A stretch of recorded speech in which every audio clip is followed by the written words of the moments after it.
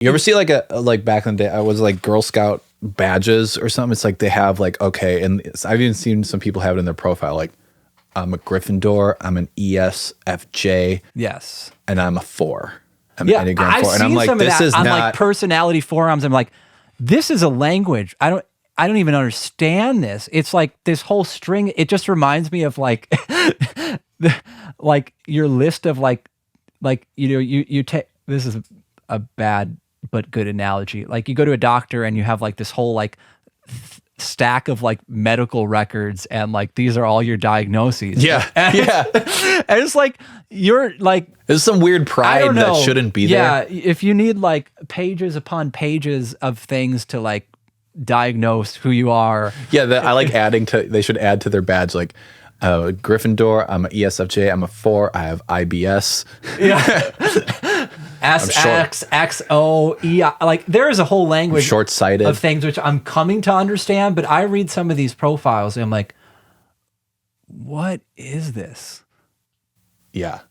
I don't know. I don't like the, because it's ultimately, it's unhealthy because it's like narcissism and being self-absorbed, first of all, but it's also unhealthy because I've come to think of the Enneagram type more as like a sticking point. And I think I started talking to you about this on the phone, but it's like,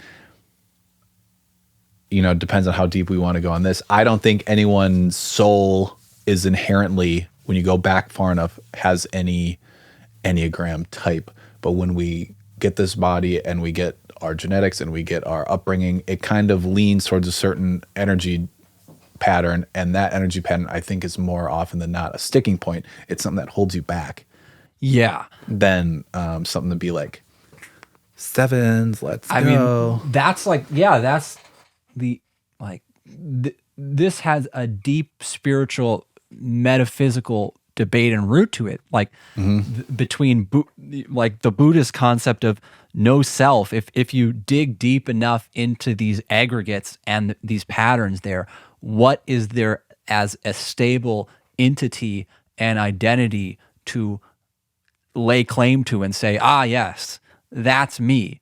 Or is this aggregate of, well, and that's where the Enneagram is useful if you put it in that context, because you can see what creates all these outer expressions.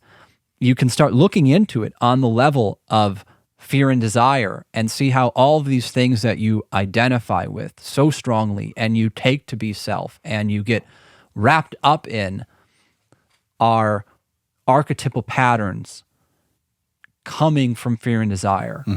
And there's a usefulness in labeling them and understanding them to get that clarity about them, to not get swept up in them. But certainly, yeah, going back to the point of, maybe the point isn't to label them, not so you identify with them so strongly, but for the opposite reason. Yeah. Label them so you can understand them and have some more distance from them. Yeah, and break out of your sticking points and be a little more versatile. It's kind of like we both played soccer. What if someone was like, I only dribble to the right and I only shoot with. Yes. I mean, granted, there's like, it's kind of different because you only have 2 feet, but it's a similar thing. It's like, why are you boxing yourself in like that in the human experience?